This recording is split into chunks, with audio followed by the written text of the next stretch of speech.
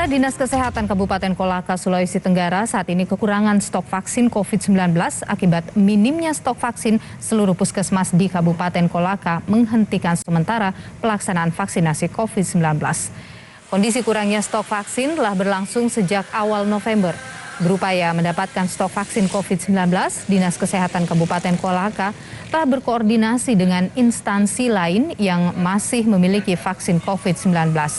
Utamanya vaksin Sinovac yang akan digunakan untuk vaksinasi COVID-19 dosis kedua.